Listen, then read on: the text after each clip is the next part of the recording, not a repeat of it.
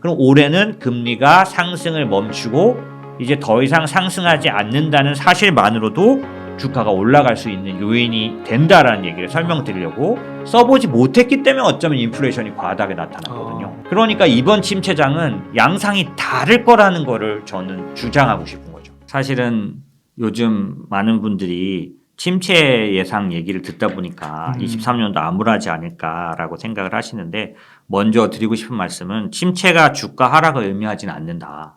왜냐하면 금융시장, 주식시장은 실물시장하고 조금 다르게 움직여요. 그래서 지금까지 통계로만 보면 침체가 실제로 왔던 해에도 오히려 상승한 해가 훨씬 더 많습니다. 예. 제가 숫자 하나 좀 말씀을 먼저 좀 드리면은, 그러니까 작년도 워낙 한 해 내내 하락했잖아요. 그래서 내년도, 그러니까 올해 예상을 할 때 좀 생각을 해야 될 부분이 뭐냐면, 우선 통계 하나를 말씀드리면 이트레이드 증권 쪽에서 나온 통계를 보면 이제 미국 기준입니다. 1928년에서 2021년까지 94년 동안 미국 증시에서 마이너스 그러니까 작년처럼 하락을 했던 해는 30번 있었어요. 그러니까 94년 중에 30번 하락했던 거죠. 0.03 떨어졌던 해도 있는데요. 뭐 2011년 같으면, 아니면 1931년도에는 47%도 빠졌었어요. 하지만 제가 지금부터 말씀드린 통계가 중요한데, 대부분 1년 하락이었고 2번 연속으로 빠졌던 해는 이 94년 동안 4번 있었습니다. 그런데 4번이 다 이런 해요. 뭐냐면 1929년부터 32년, 이게 미국의 대공황 때입니다. 다 아시죠? 대공황은 엄청난 그 폭풍이었는데, 대공황 때 한 번, 그 다음에 1939년에서 41년이니까 2차 세계대전 이때 한 번, 2번이죠. 세 번째는 우리가 여러 번 들은 1973년, 74년에 오일 쇼크 때, 요때 한 번, 세 번째죠. 그 다음에 2000년에 닷컴 버블, 이렇게 4번. 딱 들어보셔도 진짜 메가톤급들이잖아요. 이때만 연속 2년 빠졌고요.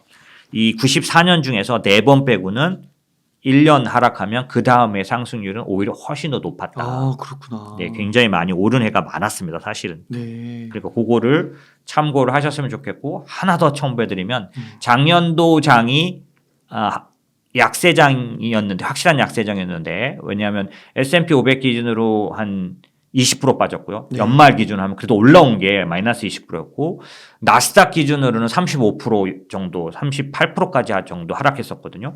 그런데 이 하락이 왜 나왔냐를 보면, 작년도 약세장의 이유는 기존의 그런 어떤 시장하고 다르게 경기 침체라든지 아니면은 버블이 터지는 그런 거에 의한 하락이 아니었고, 인플레이션이 너무 예상보다 높게 오른, 그러니까 인플레이션 약세장이었거든요. 그럼 제가 이 얘기를 왜 드리냐면, 사실 왜 하락했는지가 언제 올라갈 건지, 그러니까 어떤 일이 생겨야 올라갈지를 결정할 거 아니에요.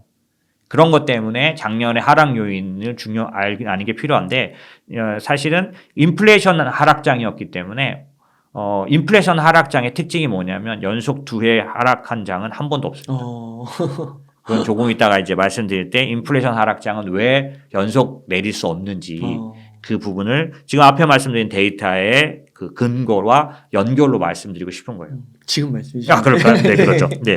기존의 시장은 2022년은 어떻게 예상됐었냐면, 사실상 큰 경기 사이클로 보면, 제가 왜 투자의 지도란 책 등으로도 나와서 여러 번 얘기를 드렸잖아요. 이 경기 사이클상으로 작년도는 어디에 해당되는 거였냐면, 사실상은 실적이 좋아져서 나타나는 본격적인 실적 장세, 혹은 제가 말하는 사계절 장세 중에는 여름에 해당됐어야 됐어요. 왜냐하면 보통 이 여름 실적 장세가 언제 오냐면, 봄이라는 유동성 장세 뒤에 오거든요. 근데 누가 봐도 코로나에 의한 하락 때문에 돈을 풀고 금리를 내려서 시장이 올라갔던 유동성 장세였어요. 누가 봐도 분명한 유동성이 엄청나게 풀렸고, 금리도 실제로 제로까지 떨어졌고. 그럼 보통은 이런 시장 다음에는 그 풀어진 돈과 내려간 금리가 경기를 실제로 좋게 하기 때문에 반드시 실적 장세와 이어지게 되어 있어요. 그걸 저희는 그래서 여름 장세라고 하죠.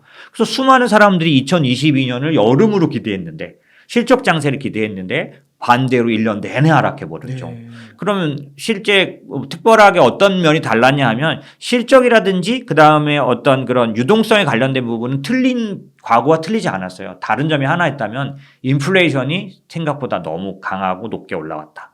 사실 제 페인이기도 하죠. 제가 예측했던 것 중에 틀렸던 작년도 하락에 대해서 제대로 대응 못했던 어떤 요인은 인플레이션을 너무 과소평가했다.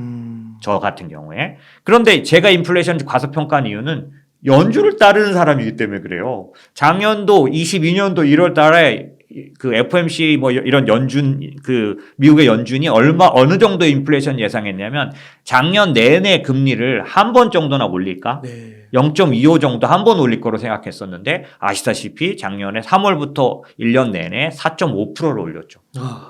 그들도 인플레이션이 생각보다 높을 거라는 걸 예측 못했기 때문에 저는 그 의견을 믿고 따르고 지금까지 10년, 20년 투자해온 사람이라서 그렇게 그냥 굴뚝같이 믿고 있다가 당한 거죠. 그래서 저도 교훈을 얻었죠. 그 사람들이 경제나 이 금리에 대해서 전문가는 맞지만 전문가는 틀릴 수 있다. 네. 그죠? 늘 그래왔듯이. 그 지난 10년 동안은 괜찮으셨어요? 그렇죠. 저는 지금 10년 동안은 성적이 아주 좋은 편이었죠. 왜냐하면 사실 시장에서 연준에 맞서지 마라 이런 말 들어보셨죠. 이게 지나간 10년 특히 한 20년 정도에서 지나간 10년 정도는 엄청나게 중요한 교훈이었어요. 그리고 반대로 연준을 따랐던 사람은 결과가 좋았죠. 그러니까 저는 당연히 그래서 언젠가부터 금융시장에서 저는 연준 전문가란 말을 들을 정도로 무슨 얘기를 하면 연준 얘기를 항상 했고 지나간 한 매월 제가 공개 세미나를 했는데 3년치가 저희 회사 홈페이지에 올라가 있어요. 근데 거기에 보면 매번 연준 얘기가 빠짐없이 나왔죠. 예. 그러니까 그런 정도로 저는 연준을 따르는 사람이었는데 이런 제가 작년도엔 크게 실패를 볼 수밖에 없었고 실제로는 그건 연준의 잘못이라기보다는 저의 잘못이었는데 잘못 본 것 때문에 많은 오류를 가져왔습니다. 하지만 그렇게 해야 됐던 이유가 생각지 않았던 인플레이션이었다는 게 중요하고 생각지 않은 인플레이션으로 인해서 나타난 현상이 뭐냐면 연준이 깜짝 놀라서 계속 1년 내내 금리를 올렸다는 거고 그럼 작년의 하락은 어디서 왔냐? 제가 아까 말씀드린 것처럼 유동성이 많이 풀린 상태였기 때문에 일반적으로는 주식시장이 이렇게 바로 꺼질 수 없도록 돼 있고 돈이 움직였기 때문에 경기를 좋게 할 수밖에 없는 상황이었는데도 왜 내려왔느냐? 금리가 올라가서 금리의 긴축에 의해서 하락한 장이었다. 그럼 금리가 너무 많이 오르면 무조건 주식시장이 빠지냐? 그렇지 않아요. 네. 전에도 늘 마찬가지 금융위기 때도 2008년 금융위기 이후에도 돈이 풀리고 금리가 내려진 다음에 금리가 올라가는 2012년, 13년, 14년, 15년 이렇게 계속 금리를 올린다고 예고했고 실제로 15, 16, 17, 18, 19 미국이 금리를 올렸다는데 이때 경기가 나빠지지 않았습니다. 네. 주식시장도 망가지지 않았고요. 그래서 금리를 올린다고 하락하는 건 전혀 아니었고 작년 같은 경우에도 금리를 웬만큼은 올렸다면 이렇게 무너지지 않을 텐데 1년에 4.5% 올린 적은 미국 역사상 최대 가장 가파른 금리 상승이에요. 네. 그거에 의해서 시장이 하락했는데 그럼 경기도 나빠지지 않았고 유동성도 그렇게 처음부터 빠진 게 아닌데 왜 그러면 하락할 수 있느냐? 왜냐하면 금리가 높아지면 주식에게 주는 멀티플이라고 말하는 밸류에이션이라는 게 이 기업이 실적을 냈을 때 그 실적의 몇 배까지를 주가로 쳐줘야 되느냐를 저희가 보통 멀티플이라고 밸류에이션이라고 하는데 PE라고 하고 PER로 표시하죠. 얘가 금리가 올라가면 그만큼 할인을 해야 되는 그죠? 그만큼 조달 비용이 더 들기 때문에 이익을 낼 때 그 이익을 그대로 쳐줄 수 없는 거고 재작년처럼 이렇게 아예 제로 금리일 때는 완전 저금리 때는 이 금리에 의해서 조달 비용 자체가 너무 낮기 때문에 기술주들이 그래서 훨씬 더 높게 평가를 받아왔죠. 그렇기 때문에 금리가 너무나 높아졌던 작년도에는 그 멀티플 조정이라는 거에 의해서 PR이 어느 정도 되냐면 사실상 27배, 8배였던 나스닥의 PR이 16배 후반까지 떨어졌으니까요. 작년도 중간에는. 그럴 정도로 금리가 올라갔을 때, 빠르게 올라갔을 때 시장은 조정할 수 있다는 거고 제가 이런 얘기를 드리는 이유는 올해를 진단하기 위해서 작년을 진단할 필요가 있었기 때문이다. 그럼 올해 지금 말씀하신 것처럼 올해는 좀 좋아지지 않을까요? 라고 말씀하신 거에 대해서 제가 앞부분에 뭐라고 말했냐면 연속 2년 하락하지 않을 거다. 그 근거로 미국 시장에 대해서도 말했고 더 중요한 얘기로 작년은 인플레이션에 의해서 경기가 나빠져서나 아니면은 다른 특별한 이유들 때문에 주가가 하락한 게 아니라 인플레이션 때문에 금리를 너무 많이 올려서 하락한 장이기 때문에 올해 좋아질 수 있는 요인이라고 생각한다면 저는 이렇게 볼 수 있겠죠. 작년에 주가를 한 해 내내 하락시킨 게 금리였다면 뭐든지 간에 문제가 해결되면 반대 현상이 일어나잖아요. 네. 그럼 올해는 금리가 상승을 멈추고 이제 더 이상 상승하지 않는다는 사실만으로도 주가가 올라갈 수 있는 요인이 된다라는 얘기를 설명드리려고 제가 얘기를 드린 거고, 현재 예정이 돼 있기는 어느 정도 예정이 되기는 2월달, 3월달에 연달아서 금리를 올리고 나면, 그러니까 3월 올린 게 마지막이 될 가능성이 있다고 시장은 좀 보고 있고, 연준도 현재 발표해 놓은 거로는 좀 그런 상황인데, 요런 변화만으로도 시장은 큰 변화를 가져올 수 있는 게 아까 말씀드린 그런 배경 때문이다라고 생각해 보시면 될 것 같아요. 그러면은 그 증권가의 리포트를 보니까 뭐 상저하고냐, 네. 상고하저냐, 네. 뭐 이렇게 얘기를 하는데 네. 연말에 가서는 지금보다 지수보다는 높다고 보시는 건가요? 네, 저는 그렇게 보고 있고요. 아, 사실상은 2023년 매월 달에 바닥을 만들고 더 내려가지 않고, 사실은 단기적인 반등이 아니라 추세적인 그런 상승이 나와야 되는데, 그게 어느 달에 나올지를 저는 이제 맞히는 사람은 아니지만, 여러 가지 면으로 봤을 때 주식 시장은 항상 앞서서 반영하고, 그 다음에 특히 이렇게 침체라든지 금리 상승 같은 경우들은 빠르게 주가에 반영되는 편이기 때문에 저는 사실상 90% 이상 이미 주가에 반영됐다고 보는 쪽이에요. 그래서 현재로서는 1분기 중에 실적에 관련된 그런 우려감이 어느 정도 시장에 반영되는 마지막 반영. 그래서 저 개인적으로는 작년도 미국 지수 기준으로 작년도 바닥보다 더 내려가진 않을 거다라고 생각하죠. 그러니까 지금보다는 내려가서 낮아질 수 있지만, 예, 나스닥. 그렇죠. 최고는 사실은 나스닥이 40% 이상 빠졌었어요. 그러니까 지금 나스닥도 좀 그러니까 작지만 올라와 있는 건, S&P는 더 그렇고요. 나스닥은 별로, 또 연말에 기술주는 좀 더 빠졌다가 올라온 게 있지만 S&P는 4,000 정도를 지금 가능하고 있는데, 얘가 한참 빠졌을 때는 3,600을 얘기하던 때까지 빠졌었기 때문에 그런 저점을 다시 가지 않을 거라고 보는 쪽입니다. 미국 장 기준으로 봤을 때. 그 얘기는 이제 1분기 1, 2, 3월 중에 추세적인 반등의 바닥이 나올 걸로 저는 생각하는 그런 쪽이죠. 예. 그러시군요. 그러면은 대표님께서 생각하실 때 지금은 좀 여윳돈이 있으면 주식을 사야 되는, 계속해서 그런 타이밍이라고 보시나요? 네, 저는 그렇게 보고 있고요. 그러니까 이전의 그런 경우들을 보면 지금처럼 침체가 예고돼 있을 때 그 침체에 대한 반영이 지금 22년도 같은 해에 충분히 반영되기 때문에, 실제적으로는 올해 같은 해에 초반에 이제 반전이 일어나는 경우가 대부분 예상할 수 있는 경우니까, 말씀하신 것처럼 이제 지금 아예 생바닥에서 아니면 완전히 반전됐을 때 들어간다는 거는 사실 되게 어렵습니다. 그래서 지금 정도 되면은 충분히 매수할 수 있는 때라고 생각이 들고, 그거를 이제 밀어볼 수 있는 게 2009년도의 사례가 제일 좀 쉽게 다가오는데, 2009년도에는 2008년도 내내 주식시장이 하락했고, 2009년도에는 아주 걱정스러운 금융위기에 그 실제적인 침체가 나타날 거라고 예상되던 해였기 때문에 올해와 유사하고요. 하지만 결과는 어땠냐면 2009년도 2월 달에 바닥이 나왔어요. 코스피로 말씀드리면 그 전에 해를 넘길 때 2008년도 10월 기준으로 1500포인트가 넘었었는데 2009년도 2월 기준으로 장중에 900이 깨졌었거든요. 그러니까 급격하게 하락하거나 이런 모습들은 있었긴 했는데, 마저 그러고 나서 3월부터 1년 내내 올라갔습니다. 네네. 그래서 저는 전에보다는 이제 2008년도보다는 지금 시장이 이미 좀 상당 부분 반영했기 때문에 추가 하락폭도 작을 거고, 다만 이제 충분히 그 부분이 반영된다라는 어떤 전환점, 이건 금리에서 나와야 되는데 금리가 더 이상 올라가지 않는다는 그런 것들이 시장에 반영되면서 전환을 이루어서 올해 내내 상승하는 장이 오지 않을까 이렇게 보고 있죠. 그럼 금리 이슈는 좀 네. 끝났다 해도 네. 또 하나 우려하는 게 경기 침체 이슈. 그렇죠.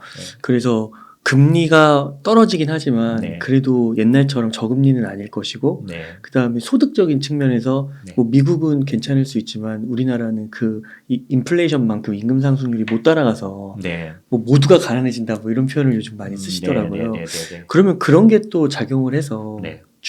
증시에도 영향을 미치지 않을까. 경기 침체 이슈는 좀 어떻게 생각하세요? 이 경기 침체에 대한 부분을 볼 때 앞에서 설명드린 작년이 인플레이션 약세장이었다는 사실이 또 한 번 중요해지는데요. 아까 앞부분의 설명 중에 뭐가 있었냐면 과거처럼 이런 침체 위기가 왔을 때 어느 정도 경기가 막 좋아져서 꼭대기 버블을 찍고서 그게 급격하게 떨어지면서 침체에 들어가는 사이클적인 하락이 아니었다. 제가 원래는 여름이 왔어야 되는데 갑자기 겨울처럼 모습이 온 이유는 인플레이션이 높아서였다. 그럼 갑자기 인플레이션 왜 등장했냐라고 보면 사실은 코로나라는 그런 셧다운 리스크 때문에 소비를 못 하다가 갑자기 그 보복 소비나 이런 것들이 쏟아졌고 돈이 많아졌으니까 그런데 또 이거를 공급할 만한 공급망이 망가졌고 이런 것들 때문에 인플레이션이 나타난 거라서 제가 이 얘기를 드리는 이유가 뭐냐면 침체가 과거와 같은 그런 침체장에 들어간 거면 말씀하신 대로 이 올해 년도에 침체의 양상이 예상대로 갈 거예요. 하지만 침체의 이유가 작년도에 특별한 인플레이션에 의한 그 하락장이었기 때문에 지금 예상되는 침체는 사실상은 너무 갑작스럽게 금리를 올려서 금리에 의한 침체를 예상하는 거거든요. 실제 버블이나 이런 거에 의해서 기업들이 상태가 이미 쉽게 망가질 상태가 안 된 그런 상태는 안 됐어요. 이게 제가 얘기가 좀 어려워질 수 있지만 아셔야 될 게 과거의 침체는 어떻게 왔냐면 경기가 좋아져 가지고 기업들이 굉장히 공급 과잉 상태, 많이 생산을 많이 해놓은 상태, 그 다음에 이제 버블 같은 것들이 한층 쌓인 기간이 한참 있은 뒤에 갑자기 수요가 뚝 떨어지면서 그 다음에 경기가 갑자기 위축되면서 이 많이 만들어 놓은 공급을 어디다 해소할 데가 없어서 이것들을 뭐 디스카운트해서 파는 뿐만 아니라 일자리도 엄청나게 없어졌고 뿐만 아니라 이때 어려움이 딱 오면 무슨 어려움이냐면 일단 신용 위험이 두드러지게 드러나요. 무슨 얘기냐면 이때 막 금리가 조금이라도 올라도 이 빚을 많이 쓴 기업이 못 견뎌서 부도가 막 속출하죠. 개인도 일자리를 잃는데 기업도 부도가 많이 나니까 이 침체 양상은 굉장히 본격화됩니다. 그런데 이번에는 잘 생각해 보면 부도가 날 준비가 기업이나 개인이 잘 안 돼 있어요. 왜 그러냐면 흥청망청 이런 버블의 기간을 갖지 못했어요. 코로나 때문에. 미국 같은 경우에 엄청나게 개인이나 기업에 돈을 넣어줬는데 이걸 써보지도 못하고 작년도 하락이 와버린 거예요. 써보지 못했기 때문에 어쩌면 인플레이션이 과다하게 나타났거든요. 그러니까 이번 침체장은 양상이 다를 거라는 거를 저는 주장하고 싶은 거죠. 그렇기 때문에 이번에는 사실 지난달까지도 미국은 소비가 70%를 차지하는 나라잖아요. 소비에 대한 지표들이 너무 아직 괜찮은 거예요. 예를 들어서 제가 신뢰하는 것 중에 비자나 마스터카드 같은 데서 나오는 지표들, 그러니까 개인들이 소비한 행태들이잖아요. 이게 아직도 너무 괜찮고 건전한 상태예요. 네. 이렇게 침체가 눈앞에 와 있는데도 불구하고. 그래서 이런 것들은 과거에는 잘 없었던 침체 모습이죠. 그래서 사실 한국은 굉장히 위기감이 또 어떻게 보면 좀 많이 조성돼 있는데 왜냐하면 미국이 아니라 신흥국에 속해 있기 때문에 그런 것도 있고 수출 주도국가이기 때문에 일찍 위기감이었어요. 그래서 코스피가 사실 미국장이 2022년 1월부터 빠졌는데 코스피는 2021년 중간부터 네. 빠졌습니다. 맞아요. 예, 그건 한국만의 위기감인데 그건 전체적으로 보면 신흥국 그다음에 수출 주도 국가들의 위기감이었던 거잖아요. 그래서 사실 침체에 대한 얘기가 조금 더 심각하게 나와 있긴 한데 영향도 있을 수는 있는데 미국 기준으로 보면은 지금 월가 전체 거의 대부분의 월가 하우스는 침체가 거의 없을 걸로 봅니다. 있어도 마일드한 침체. 요런 예상이 나왔던 해는 없었어요. 네. 그러니까 이 차이가 뭐냐? 이 차이가 뭐냐면 사실 기업과 개인이 아직 상당한 현금을 보유하고 있다. 네. 그러니까 가처분 소득을 여전히 아직 가지고 있고 그 쌓아놓은 돈을 아직 다 쓰지 못했다. 이런 면들 때문에 실제로 올해 반영되는 침체는 사실 주시장을 아예 망가뜨리거나 예전처럼 파격적으로 흔드는 그런 장이 되기는 어렵다. 미국장 같은 경우. 근데 한국은 어떠냐? 과거의 한국장은 미국의 영향에 의해서 더 많이 힘들어졌던 적이 많아요. 그러니까 만약에 미국이 덜 힘든다면 어떻게 될까요? 덜 힘든다. 덜 힘들겠죠. 네. 그런 면에서 지금 이미 신흥국 투자를 부르짖는 사람들은 그래서 얘기를 하고 있는 거고 제가 생각하기에는 그런 면에서는 이번 시장에 대해서는 과거와 같은 그런 걸 해석하기보다는 작년도 인플레이션 약세장에 대한 예상을 조금 더 가져가는 게 좋지 않을까 이렇게 생각이 듭니다. 예. 그러면은 대표님께서는 지금 이와 같은 시기에 어떤 섹터나 주식을 좀 모아가시겠어요? 네. 조금 전에 설명드린 그런 내용들로 보면 반전이 임박했다라고 보는 쪽이잖아요. 그러다 보니까 이제 우선은 2023년을 생각하면 좀 가장 중심으로 둬야 되는 판단이 뭐냐면 첫 번째, 지금처럼 이렇게 조금 올라갔다 내려갔다 하면서 여전히 약세장을 유지하는 게 아니라 추세적인 반전이 일어나는 그런 변화는 언제 어떤 양상으로 나타날 거냐. 네. 요걸 좀 아는 게 중요하죠. 왜냐하면 사실은 지금부터 매달 투자를 하더라도 실제적으로는 추세적인 상승에 맞춰서 투자를 해야지 일시적인 베어마켓 랠리라고 하는 거는 또 금방 또 내려와 버리잖아요. 그러니까 우리가 다 기다리고 우리가 투자하고자 하는 시기는 베어마켓 랠리가 아니라 추세적인 상승장인데 추세적인 상승장이 어떤 그런 모멘텀으로 어떤 시그널로 시작될 것이며 이게 언제쯤 혹은 그때 어떤 종목들이 이제 첫 번째 반영할 거냐 그런 것들을 상승이 나타날 거냐 이런 게 좀 중요한 것 같아요. 23년도는 왜냐하면 22년 내내 하락한 해니까 아무래도 반전이 일어날 걸로 기대할 수 있고 그 반전의 시점과 양상을 좀 판단하는 게 필요하잖아요. 저는 그런 부분을 어떻게 보고 있냐면 아마도 주식시장의 특성상 23년도의 침체와 하락에 대해서는 이미 예고됐을 가능성이 높아요. 무슨 얘기냐면 언제나 그렇듯이 기업 실적이라든지 그다음에 경기 하락에 의해서 반응이 민감한 어떤 업종과 주식에 대해서는 이미 시장에 알려졌을 가능성이 많습니다. 네. 그리고 대부분은 바로 반영돼요. 아까 9년도 예를 들어드리면 2008년도 말에 2009년을 들어가려고 할 때 말에 어느 정도까지 실적 하락을 예상했냐면 반도체 같은 업종의 경우는 그때도 마찬가지 이제 2009년도가 되면 이익이 50% 이상 하락할 거라고 예고가 이미 됐었거든요. 근데 이번에도 사실 똑같아요. 반도체가 한국 같은 경우에 반도체 감익이 한 56% 정도 예상되거든요, 현재. 그래서 아시다시피 삼성전자도 최근에 실적 발표나 이런 거에서 모든 예상을 다 깨고 더 낮게 나왔잖아요. 이런 것들이 지금 이미 2023년도에 대한 어떤 그런 안 좋은 실적과 안 좋은 그런 경기를 이미 예상하고 있는데 그렇기 때문에 2009년도에도 마찬가지 이번에도 제대로 된 반등이나 추세적인 반전은 어디서 볼 수 있느냐? 제일 많이 하락이 예상됐던 업종이나 종목이 일시적이지 않고 추세적으로 상승하는 게 아마 시그널이 될 거다. 그렇게 생각하는데 저는 그거를 반도체로 보고 싶어요. 그러니까 반도체에서 그 어떤 확인을 하는 게 나올 거다. 예를 들면 삼성전자가 이번에 아주 안 좋은 실적이나 이런 것들을 인해서도 하락을 해야 되는데 반등이 나왔죠. 네. 외국인이 또 많이 샀죠. 네. 이런 식으로 이미 가격에서는 굉장히 하방 경직이 나오고 있잖아요. 근데 이게 올해 초 언젠가부터 상당히 탄탄한 추세적인 더 저점을 내려가지 않는 추세적인 반등이 나온다면 이거는 시장이 돌아섰다라고 판단하고 저희가 대비했던 대로 적극적으로 쫓아가야 된다라는 거죠. 이제 그렇게 봤을 때 1차 추세가 전환되는 시점에서 1차 구간에서는 저는 무엇보다도 낙폭 과대 업종이 제일 많이 오를 거라고 봅니다. 그러면 저는 지금 현재 낙폭 과대 업종으로 뽑고 있는 건 뭐냐면 반도체, 자동차, 소프트웨어 업종 같은 것들이죠. 이런 것들이 사실 금리에 의해서 영향을 받은 그런 영향도 제일 크고 기술주 쪽에 속해 있는 부분도 좀 있고 그다음에 아시다시피 반도체 뭐 겨울이 오고 있다 뭐 이런 것처럼 그래서 메모리라든지 이런 거에 대한 영향도 컸고 자동차 같은 경우는 공급망이 훼손되면서 사실 팔지 못해서 실적이 나빴잖아요. 그래서 주가도 하락했고 전기차도 사실은 굉장히 앞으로 좋을 걸 알면서도 빠졌고 2차 전지도 마찬가지 이런 것들이 전부 다 이미 좀 하락이나 이런 부분들이 컸는데 이 부분들이 22년도에 낙폭이 과다한 거일수록 1차 구간에서는 가장 많이 오를 거다.